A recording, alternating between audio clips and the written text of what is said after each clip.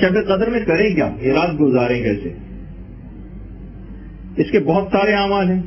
سب سے اہم ترین ہے شب قدر کے اندر احیاء لیلۃ القدر، اس رات کو جاگ کر گزارنا.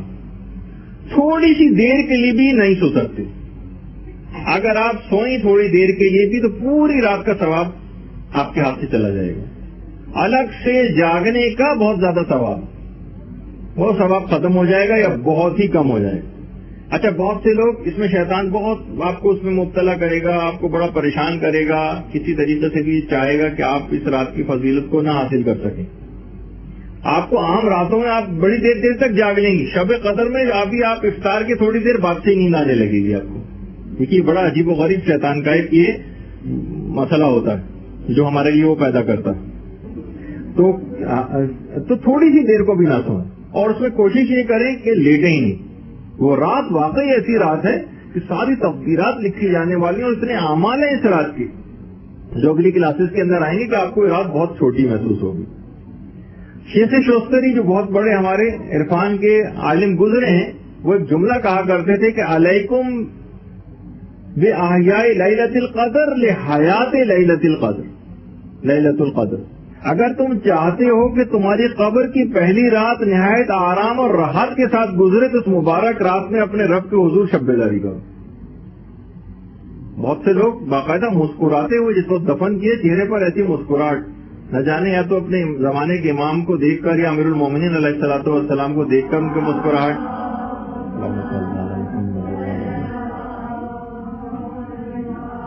یعنی جو شخص بھی یہ چاہتا ہے کہ اس کی قبر کی پہلی رات نہایت آرام اور راحت کے ساتھ گزرے تو اس مبارک رات میں وہ جاگتا رہے اور پروردگار کے حضور عبادت کرتا رہے.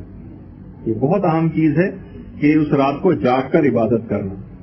اور امیر المومنین علیہ الصلوۃ والسلام یہ بات بیان فرماتے ہیں کہ پیغمبر اسلام اس رات، یہ جو لیلۃ القدر ہے، اس میں عبادت کے لیے مسجد نبوی جاتے تھے، اور پوری مسجد اکثر بارش کی وجہ سے کیچڑ ہوتی تھی اور مسجد میں پانی آتا رہتا تھا، لیکن پھر بھی پیغمبر پوری رات عبادت کرتے ہوئے مسجد میں شب بیداری کرتے ہوئے گزارتے تھے. اور کثرت عبادت سے چہرے پر گیلی مٹی سے چہرہ آلودہ ہو جاتا تھا. بہار الانوار کی 94 جو جلد ہے 94 اس کے اندر بھی روایت. لیکن اس کے باوجود بھی پیغمبر جاتے تھے اور عبادتیں اس رات کو انجام دیتے تھے، چاہے بارش ہوتی تھی، چہرے پر کیچڑ لگ جاتی تھی، چہرہ خاک آلود ہو جاتا تھا، لیکن پیغمبر اس بارش کے زمانے ہی میں جایا کرتے تھے. ہمارے برخلاف کی ادھر دو ایک بوند بھی اگر پڑی تو ہم سارے اپنے پروگرام معطل کر دیتے. اسی طریقے سے ہمارے پانچویں امام یہ بات بیان فرماتے ہیں کہ پیغمبر اسلام 21ویں اور 23ویں شب میں غافل رہنے سے منع کرتے تھے. یعنی ایک لحاظ سے جسے کہا جائے سونے سے منع کرتے تھے. ان راتوں میں سونا باقاعدہ جو کسی بھی طریقے سے آپ کوشش کر کے جاگیں، بار بار چاہے قہوہ پیتی رہیں، ہلکی پھول کی ایسی کوئی چیز آپ جس سے جو ہے نیند اڑے آپ کی. البتہ کھانے کے سلسلے میں خاص احتیاط کرنی ہے جو اگلی کلاسز کے اندر چیز آئے گی. تو آیت اللہ جواد ملکی تبریزی یہ بھی امام خمینی کے استاد سے عرفانیت اور بہت ہی معرکۃ الآراء شخصیت ہے اسلام کی. امام خمینی کے استادوں میں ان کا شمار ہوتا ہے. ان کی کتاب ہے المراقبات.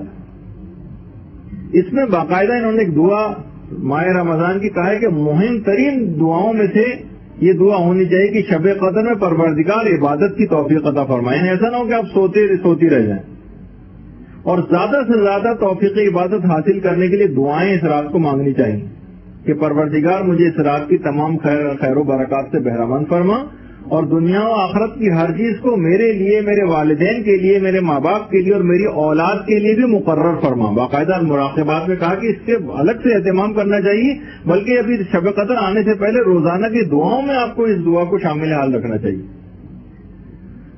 بلکہ پیغمبر جو فرماتے تھے کہ جو بھی شب قدر کو جاگ کر گزارے گا آئندہ شب قدر تک اس پر سے عذاب دوزخ کو برطرف کر دیا جائے گا. یعنی اگر اس دوران مارا بھی گیا، مثلا کسی وجہ سے تقدیر الہی کے باعث انتقال بھی کر گیا، تو بہرحال دوزخ کا چیپٹر اس کے لیے کلوز ہو جائے گا. اور یہاں تک روایت میں یہاں تک بھی باتیں آئی ہیں کہ بیماری تک میں کم سے کم چاہے کوئی اعمال انجام نہیں بھی دو، بیمار ہو تم تب بھی جاگتے رہنے کی سفارش کی گئی. جاگتے ضرور رہو. بعض ائمہ ہمارے بخار میں تپ رہے ہوتے تھے تب بھی پوری رات جاگتے تھے اور مسجد میں آ کر جو ہے عبادت کیا کرتے تھے. دوسری یہ کہ اس رات کی ابتدا توبہ سے کرنی چاہیے. توبہ سے بالکل جس رات اب یہ آغاز ہو اس رات کا، اس کی جو ابتدا ہے وہ توبہ سے ہو. توبہ واجب فوری ہے، اور توبہ کو تاخیر میں ڈالنا بہت بڑا خطرے کا باعث ہے. کبھی بھی یہ نہیں کہ جیسے لوگ بہت آگے تک کی توبہ کا سوچتے ہیں، حج پہ کیوں نہیں جا رہے کہ حج کے آنے کے بعد کوئی گناہ کرنا نہیں ہے تو لہذا بڑھاپے میں جائیں گے. ارے بڑھاپے میں کب پہنچ پائیں گے؟ امام خمینی سے منسوب بھی جملہ کہا جاتا ہے ایت اللہ دستغیب شیرازی سے بھی، کہ سب سے کم کسی اگر آپ قبرستان جائیں اور وہاں پہ جا کر اعداد و شمار جمع کی کریں آپ، تو آپ کو معلوم ہوگا کہ سب سے کم قبریں بوڑھوں کی ہوتی. اس کا مطلب ہے کہ بڑھاپے کی عمر تک پہنچنے سے پہلے ہی زیادہ تر لوگ انتقال کر جاتے.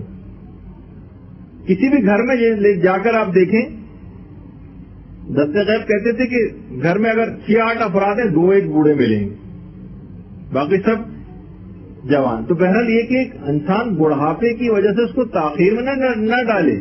کیا پتا بڑھاپا نصیب ہو یا نہ ہو، آگے کے دن نصیب ہو یا نہ ہو، حالات ایسے ہیں اس سے پہلے کہیں فرشتہ اجل نہ آ جائے. وہی کہ گناہ کی فوری توبہ کرے. جب بھی توبہ کے لیے کہا جاتا ہے کہ توبہ واجب فوری، اور توبہ ہی سے اس کی ابتدا ہونی چاہیے. توبہ سے ابتدا ہو، کیونکہ بہت ساری دعائے کمائل میں بھی آپ پڑھتی ہیں، اللہم اغفر لی الذنوب التی تحبس الدعا، پروردگار میں تمام ان گناہوں سے پناہ مانگتی ہوں جو قبولیت دعا میں رکاوٹ بن جاتے ہیں. پوری رات آپ کو دعائیں تو کرنی ہیں اور تقدیریں لکھوانی. اگر کچھ گناہ ایسے آپ کے ذمے موجود رہے کہ جو قبولیت دعا میں رکاوٹ بن رہے ہوں گے، تو آپ خود سوچیں کہ پھر کیا فائدہ ہوگا پوری رات جاگنے کا. یعنی کیا تقدیر ہم لکھوا سکیں گے؟ وہ قبولیت دعا میں رکاوٹ، بیریئر لگے ہوئے، اس کے آگے گاڑی کو کیسے گزار کے آگے لے کے جائیں. چوتھے امام نے پھر 4 گناہ بتائے ایسے دعائے کمائل کی اخلاص سے جو شرح بیان کی، اس میں 68 گناہوں کا تذکرہ امام نے کیا تھا چوتھے امام نے، کہ میرے جد امیر المومنین نے جو گناہ اس میں بتائے میں تم کو بتاتا ہوں کون سے. اس میں جو اللہم اغفر لی الذنوب التی تحبس الدعا 4 گناہ امام نے بتائے کہ جو قبولیت دعا میں رکاوٹ بنتے. ان میں ایک ہے منافقت، سامنے کچھ اور پیچھے کچھ. عملی لحاظ سے بہت سی چیزوں میں جو منافقت آ جاتی. دوسرا امام نے فرمایا واجب نمازوں کو قضا کر کے پڑھنا، یہ قبولیت دعا میں رکاوٹ بنتا ہے. بہت سے افراد ایسے ہوتے ہیں پورے دن کی نمازیں ایک ساتھ، آفس جا رہے ہیں، کالج اسکول جا رہے ہیں، کسی جگہ جاب کے لیے جا رہے ہیں اور لوگوں کے سامنے شرمندگی یا کسی وجہ سے نہیں پڑھ پا رہے ہیں نماز، اور گھر آ کے ساری نمازیں پوری ایک ساتھ پورے دن کی قضا نمازیں انجام دے رہے ہیں. واجب نمازوں کو جان بوجھ کر قضا کرنا، چاہے قضا ہونے کے بعد اب دوبارہ اس کو پڑھ بھی لیں، تو بہرحال یہ کہ واجب نمازیں قضا کرنا خود ایک اتنا بڑا گناہ ہے کہ جو قبولیت دعا میں رکاوٹ بنتا. اور عام دنوں میں بھی وہ افراد کے جو نمازوں کے بہت زیادہ اس لحاظ سے پابند ہوتے ہیں، عام نمازیں ادا کر رہے ہوتے ہیں، لیکن نماز فجر ان میں سے بھی اکثر و بیشتر کی اکثر قضا ہو جاتی. اکثر کوشش کرتے ہیں اٹھیں پھر دیر سے سوئے، بہت سارے اس طرح کے غیر شرعی قسم کے عذر ان کے پاس ہوتے ہیں کہ اس وجہ سے ہماری آنکھ نہیں کھلی. تو واجب نمازوں قضا کرنا، پھر کہتے ہیں کوئی دعائیں قبول نہیں ہوتی. بھائی اس واضح طور پر امام نے بتایا کہ 4 گناہ ایسے ہیں جو قبولیت دعا میں رکاوٹ بنتے. تیسرا ہے فحش گوئی، بری اس قسم کی باتیں کرنا، اس قسم کے لطیفے سنانا جو فحش قسم کے ہوں. اور چوتھا ہے رائے خدا میں صدقہ نہ دینا. یہ 4 ایسی چیزیں ہیں کہ جو کہ قبولیت دعا میں رکاوٹ بننے والی. تو توبہ سے اس کی ابتدا ہونی چاہیے. جو حضرت موسیٰ کی مناجات جو بھی میں نے آپ کی خدمت میں پیش کی، کہ جب حضرت موسیٰ نے کہا پروردگار میں چاہتا ہوں کہ آتش جہنم سے مجھے پناہ مل جائے، تو پروردگار کی طرف سے آواز آئی کہ جو شخص بھی شب قدر میں توبہ میں مشغول رہے اسے آتش جہنم سے نجات مل جائے گی. یعنی یہ پوری رات توبہ کی رات ہے، آوزاری کی رات ہے، پروردگار سے معافی مانگنے کی رات ہے. اچھا توبہ سے ابتدا تو ہوگی، لیکن جس وقت بھی آپ غسل کریں گے، کیونکہ اس رات کچھ غسل شب قدر بھی کرنا مستحب ہے، جس کی تفصیل آج تو نہیں آ سکے گی، میں بالکل قریب ذرا اس کی بیان کروں گا. توبہ ہے پروردگار سے اپنے گناہوں کے ساتھ ہے غسل توبہ. اور کئی نیتیں بھی جمع ہو سکتی ہیں. ایک تو وہ غسل شب قدر جب آپ کریں گی تو اسی میں غسل توبہ کی بھی نیت کر لیں، اسی میں آپ زیارت امام حسین علیہ الصلوۃ والسلام کی نیت بھی کر لیں، اسی میں مثلا آپ جیسے یہی شب قدر کے غسل کی نیت ہو جائے گی. بالفرض کبھی اگر شب قدر شب جمعہ واقع ہو رہی ہے تو روز جمعہ کے غسل کی نیت بھی کر لیں. اور اس کی وجہ سے یہ جو غسل کیا جاتا ہے شب قدر میں، اس کے لیے حکم ہے کہ اس کی وجہ سے 2 نمازوں کو الگ کرو. مغرب کی نماز تو وضو کے ساتھ پڑھو اور اس کے بعد پھر اس غسل کو انجام دو. پھر عشاء کی نماز آ کر اس غسل کے ساتھ پڑھو. اس کے بعد اگر احتیاطاً اس کے اندر ابھی میں مسئلے فقہ نہیں بتا رہا، لیکن یہ کہ احتیاطاً اس کے ساتھ ایک وضو بھی اور کر لیا جائے. اگر وہی وضو چل رہا ہو تو ٹھیک ہے، ورنہ اگر وضو ٹوٹ چکا ہو تو دوبارہ اس غسل کے ساتھ ایک وضو اور کیا جائے واجب نماز کے لیے. تو روایات میں 2 غسل بتائے گئے ہیں شب قدر میں. ایک تو اول شب کا غسل ہے اور ایک آخر شب کا غسل. اول شب کا غسل تو وہی غروب کے قریب جو کیا جاتا ہے، اور اگر اول وقت میں آپ کو موقع نہ ملے، افطار بنانا ہے، انتظامات کرنے ہیں اور کوئی ایسا مسئلہ ہے اور اول وقت اگر نکل بھی جائے تو بھی کچھ نہیں، اول وقت نہ ملے تو جب بھی کبھی رات میں موقع مل جائے تو شب قدر کا غسل ضرور کریں. اچھا، اول شب کا جو غسل ہے وہ تو سارے علماء اور مراجع کے درمیان کے فتوے میں مستحب ہے اول شب کا غسل.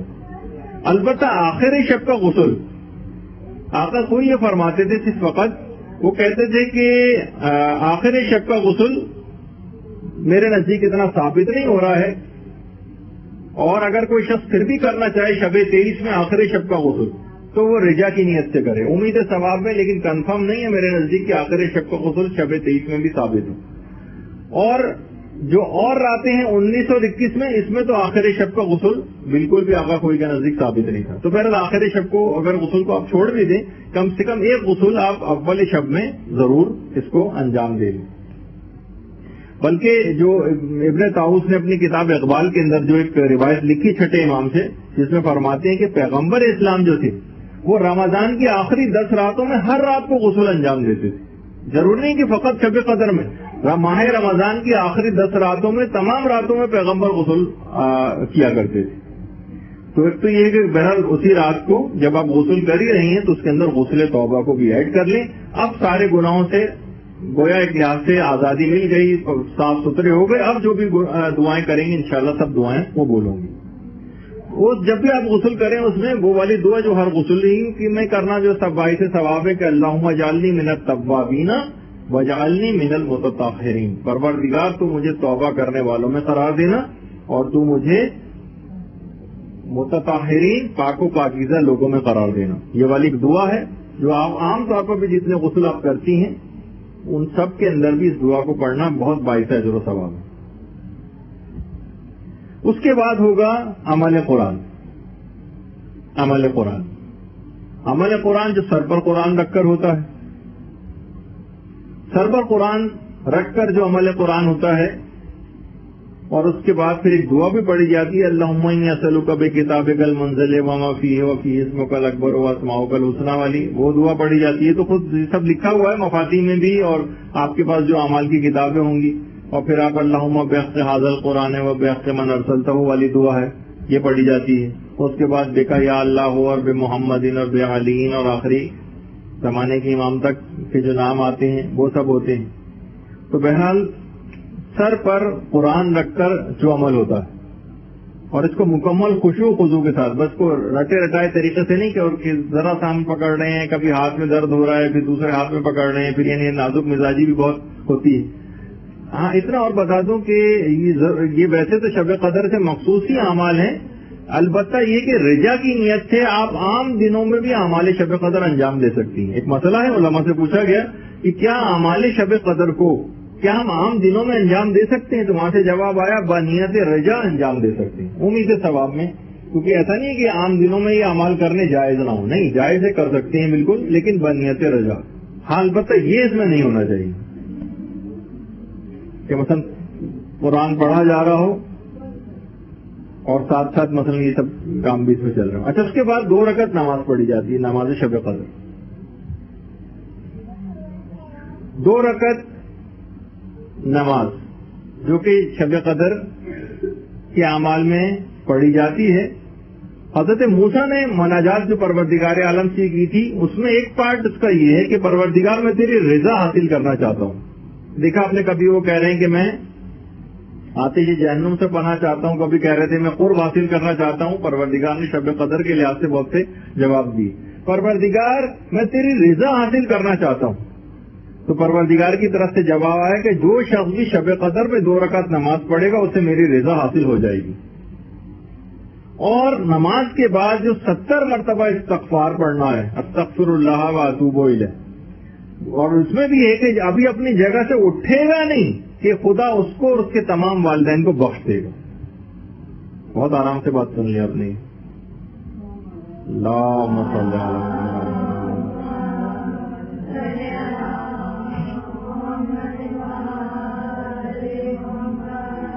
پروردگار بخش دے گا اس کو اور اس کے تمام والدین کو بھی بخش دے گا، یعنی اس کی تمام پچھلے جتنے بھی 4 فادرز میں سے جو آبا و اجداد ہیں وہ سب بھی بخشے جائیں گے.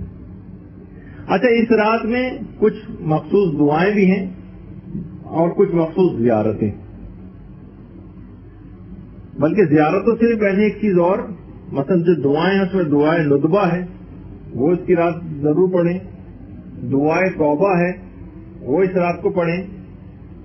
دعائے مکارم الاخلاق وہ اس رات میں آپ پڑھیں. ان کا ویسے تذکرہ آخری جو ہماری کلاس ہوگی اس میں بھی الگ سے آئے گا.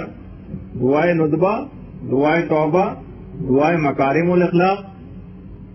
مفاتی میں جو مناجات 15 15 مناجاتیں، اور ایک خاص 15، اگر کوئی شخص 15 مناجاتیں نہ پڑھ سکے، زیادہ لگ رہی ہوں، بڑا لگ رہا ہو، تو پھر مناجات تائبین ایک مناجات تو ضرور پڑھ لیں جسے توبہ کرنے والوں کی مناجات کہا جاتا ہے، وہ تو کم سے کم ضرور پڑھیں.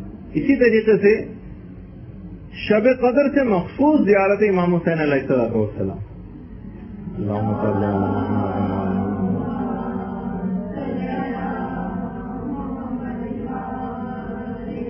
اس سے مراد زیارت وارثہ نہیں ہے، زیارت وارثہ بھی پڑھ سکتے ہیں، لیکن شب قدر سے مخصوص ایک الگ سے ایک زیارت بتائی گئی ہے جو زیارت امام حسین. الگ سے وہ کافی آگے چل کر زیارتوں کے سیکشن سے کافی آگے چل کر آپ کو ملے گی مفاتی میں، وہ آپ خود ڈھونڈ لیجیے گا. زیارت امام حسین پڑھنی ہے. اس کے بعد شب قدر سے مخصوص جو ہے زیارت حضرت ابو الفضل عباس علمدار علیہ السلام.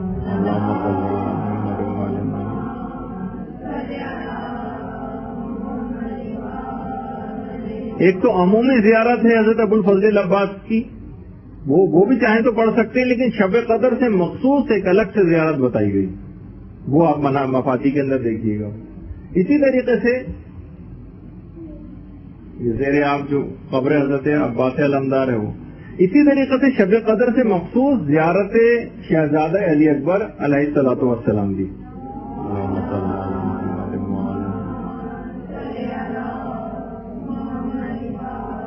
خاص شب قدر سے مخصوص یہ ایک تو عام زیارت ہے شہزادہ علی اکبر کی نہیں، شب قدر سے مخصوص ایک الگ سے زیارت بھی بتائی گئی، وہ پڑھ. اسی طریقے سے شب قدر سے مخصوص زیارت شہداء کربلا ہے جو الگ سے ذکر ہوئی. میں اس وجہ سے الگ سے اور مخصوص کا لفظ استعمال کر رہا ہوں. شب قدر کے لیے اس کی الگ خصوصیت ہے. وہ عام زیارتیں پڑھنا چاہیں وہ بھی پڑھ سکتی ہیں، لیکن پھر اس کو بھی الگ سے پڑھیں کیونکہ ان کی الگ سے ایک تاکید آئی. اچھا، اسی طریقے سے 3 سورہ پڑھنے کی بہت تاکید ہے. ایک ہے سورہ روم، سورہ عنکبوت اور سورہ حام میم دخان. یہ 3 سورہ پڑھنے کی بڑی تاکید آئی. سورہ روم، سورہ عنکبوت اور سورہ حام میم دخان، یہ 3 سورہ علی الخصوص. ویسے اور سورے بھی پڑھ سکتے ہیں، ان کی الگ سے تاکید آئی. اور روایت میں کہا گیا ہے کہ یہ پڑھنے والا لازمی بخشا جائے گا، اور کسی ایک شخص کی کا بھی استثناء نہیں ہے، ایکسیپشن نہیں ہے کہ جو اس سورہ کو پڑھے اور وہ بخشا نہ جائے اور وہ جنت کو حاصل نہ کر لے. تو بہرحال سورہ روم، سورہ عنکبوت اور سورہ حام میم دخان سب سے بڑا جو عمل آج کی رات کا ہے. ابھی تک بھی آپ نے جو سنے وہ سب سے بڑا عمل نہیں تھا. مذاکرہ علمی، مذاکرہ علمی سب سے بڑا آج کی رات کا عمل ہوگا جو شب قدر میں آپ گزاریں گے. شیخ عباس قمی نے بھی باقاعدہ جو صاحب مفاتی ہیں انہوں نے مفاتی میں بھی لکھا ہے، اور شیخ صدوق کے حوالے سے باقاعدہ علماء امامیہ کی پوری جماعت سے بات نقل کی گئی ہے کہ آج کی رات کا جو سب سے بڑا عمل ہے وہ ہے مسائل فقہ میں کو یاد کرتے ہوئے اپنی رات کو گزارنا. جو آپ کو عام زندگی میں چیزیں پیش آتی ہیں، مسائل پیش آتے ہیں، وہ آپ حاصل کریں تاکہ آپ احکامات خداوندی سیکھیں آج کی رات، تاکہ اس پر عمل کر سکیں. یہ آج کی رات کا سب سے بڑا عمل ہے. لیکن اسی کی ایک تفصیل ہے جو شب قدر سے مربوط جو کلاس ہوگی آپ کی، جب آخری اس میں پہنچ جائیں گے ہم عشرے میں سے پہلے، شب 19 سے پہلے اس میں تفصیل سے بیان کریں گے. مذاکرہ علمی باقاعدہ آپ چاہیں تو اس طریقے سے مثلا بیٹھ بھی سکتی ہیں، کوئی گروپ ڈسکشن بھی کر سکتی ہیں، ورنہ کوئی ایک کیسٹ لگا لیں آپ کسی عالم کا، اپنے مدرسے کا کوئی جو ہے وہ درس اس کی پریپریشن کریں. بہرحال کسی بھی لحاظ سے آپ کوشش کریں کہ اس میں سے 1 گھنٹہ کم سے کم اس رات میں علمی طور پر گزاریں. اور بڑے بڑے علماء اور مراجع اس رات کو گزارا کرتے تھے اس طرح سے کہ درس و تدریس میں گزارتے تھے اور علم حاصل کرتے ہوئے اس رات کو گزارتے تھے. بہت بڑے ہمارے عالم گزرے ہیں. شیخ محمد حسن صاحب جواہر الکلام، ان کی کتاب کا نام ہے جواہر الکلام، جو بہت ہی فقہ کی بہت ہی عظیم کتابوں میں اس کا شمار ہوتا ہے. ہر عالم کی پوری کوشش یہ ہوتی تھی، جس میں میں آخری جو درس ہوگا اس میں روشنی ڈالوں گا، کہ وہ چاہتے تھے کہ اپنے کام کا اختتام شب 23 میں کریں.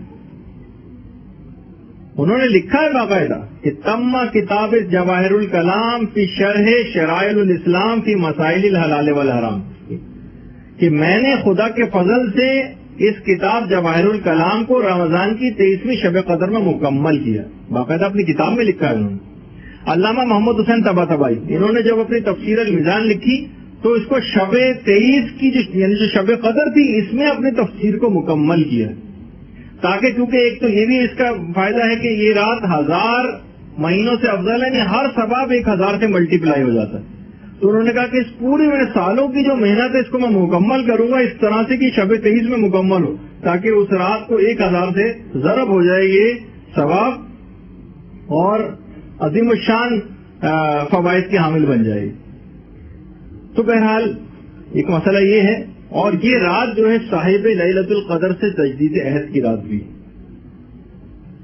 صاحب لیلۃ القدر سے تجدید عہد کی رات. دعا اللہم صل علی محمد وعلی محمد.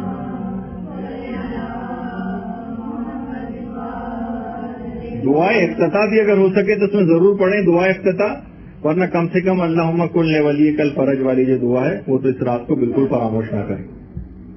کوشش یہ کریں کہ ویسے تو سارے آئمہ ہی سے توسل کا حکم ہے، لیکن امیر المومنین امام الموحدین علی ابن ابی طالب علیہ الصلوۃ والسلام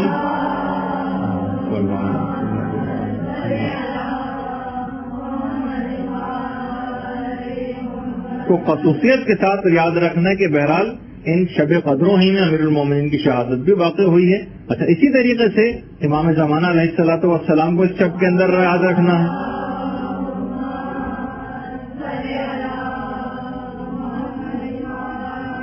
اور چاہیں تو اس رات کو عریضہ بھی لکھا جا سکتا ہے امام زمانہ علیہ السلام کی خدمت اقدس میں. اور ویسے تو تمام آئمہ ہی سے توسل کو اختیار کرنا چاہیے، لیکن الخصوص جیسے کہ میں نے اس سے پہلے بھی عرض کیا تھا، ہمارے 12ویں امام کے والدہ گرامی حضرت نرجس خاتون سے توسل اختیار کرنا. میں نے اللہم صلی علی محمد وعلی محمد.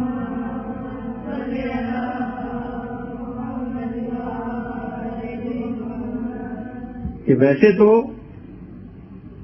ماں جو ہے اگر بیٹے کو کوئی حکم دے تو ناممکن ہے، اور وہ بھی میں نے جیسے پہلے کہا تھا کہ امام زمانہ علیہ السلام سے زیادہ سعادت مند بیٹا کون سا ہوگا، اور ایسا بیٹا کہ جس کے ہاتھ میں کائنات کی تمام قوتیں بھی ہیں اور جو سردار و مالک ہے کائنات کا، تو وہ کب اپنی ماں مادر گرامی کے اس حکم کو ٹالے گا. تو بہرحال یہ خصوصیت کے ساتھ آپ کو کرنا ہے ان سے توسل. اس کے بعد اس رات کو تلاوت قرآن بھی کوشش کریں کہ بالکل بہت توجہ اور ارتکاز کے ساتھ، خاص طور پہ وہ 3 سورے جو بھی آپ کی خدمت میں عرض کی، سورہ عنکبوت، سورہ روم اور سورہ حامیم دخان. تلاوت قرآن یہ خاص طور پر انجام دینی ہے. اور آیت اللہ حسن زادہ عاملی یعنی کتاب 1001 نقطہ، 1001 نقطے، اس میں نقطہ نمبر 490 جو بیان کیا ہے اس میں ہے کہ شب قدر قرآن کو دل کے ساتھ پڑھا جائے، نہ کہ بالکل سرسری سے انداز ہے.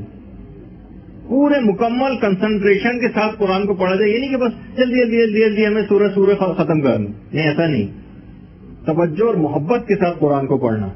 کیونکہ آیت اللہ جواد ملکی تبریزی جن کا بھی تذکرہ ہوا تھا, جو امام خمینی کی عرفانیت کے استاد ہیں, فرماتے ہیں کہ سکرات موت جس وقت لاحق ہوتی ہے نا, جب انسان جان گونی کی کیفیت میں آتا ہے تو تمام علوم بھول جاتا ہے سوائے علوم قرآن کے. تمام علوم بھول جاتا ہے سوائے علوم قرآن کے. جب ہی چوتھے امام کا جب وقت شہادت قریب آیا تھا تو چوتھے امام سورہ واقعہ کی تلاوت کر رہے تھے. بہت سی چیزیں آپ بھول جائیں گی, جو قرآنی سورے آپ کو ہوں گے وہ سب آپ کو یاد رہیں گے. اور اسی طریقے سے شب قدر میں خاص طور پر وہ دوبارہ اس کی تاکید کے طور پر چیز آ گئی کہ 10 تسبیحاں سورہ قدر کی جو ہے اس رات کو ضرور پڑھی جائیں. کیونکہ یہ بھی آیا کہ جو شخص 23ویں شب میں 1000 دفعہ سورہ قدر پڑھ لے گا تو صبح اس حالت میں ہوگا کہ اس کا یقین شدید اور محکم ہو چکے. بہت سی چیزیں جو ہم گناہ کرتے ہیں نا, ہمارا یقین کمزور ہوتا ہے. اصل بات یہ کہ سب چیزیں ہونے کے باوجود ہمیں پتا ہے کہ اس گناہ کا یہ عذاب دیا جائے گا, اس نیکی کا یہ فائدہ ہے, لیکن ہم پھر بھی انجام نہیں دے رہے ہوتے. ہمیں پتا ہے کہ نماز شب پڑھنے کے یہ فائدے ہیں, لیکن پھر بھی ہم نماز شب نہیں پڑھ رہے ہوتے. اس کی ایک وجہ ہے کہ ہمارے خود یقین میں کمی. تو اگر کوئی شخص شب قدر میں 1000 دفعہ سورہ قدر کی تلاوت کر لے گا تو اس کا یقین شدید اور محکم ہو جائے گا.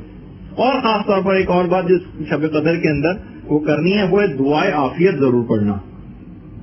پیغمبر سے کسی نے پوچھا کہ کوئی شخص شب قدر کو پائے تو وہ کیا مانگے, تو پیغمبر اسلام نے فرمایا وہ خدا سے عافیت و سلامتی طلب کرے.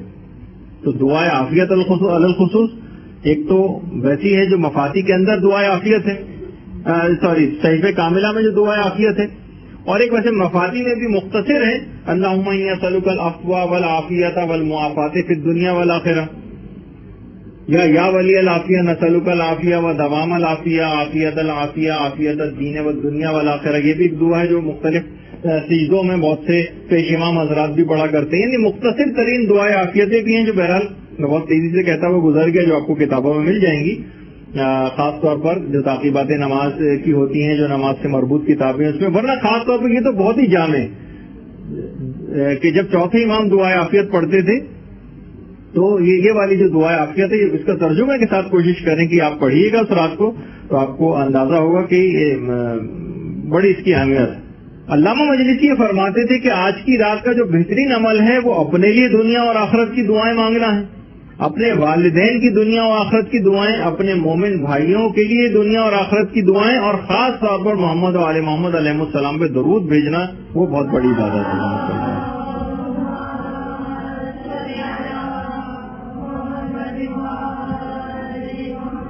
سب کے لیے دعا کرنی. علامہ مجلسی فرماتے تھے کہ آج کی رات تمام برادران ایمانی اور اہل حق کے لیے خصوصی دعا کرنے کی بڑی تاکید, سب کے لیے دعائیں. تو بہرحال اچھا, اسی طریقے سے 100 رکعت کی جو نماز ہے وہ بھی پڑھی جاتی. دعائیں تو آپ کو مانگتے رہنا ہے, اور سب لوگوں کے لیے مانگنا, سب لوگوں کے لیے مانگنا ہے, اپنے لیے بھی دعائیں مانگنی ہیں.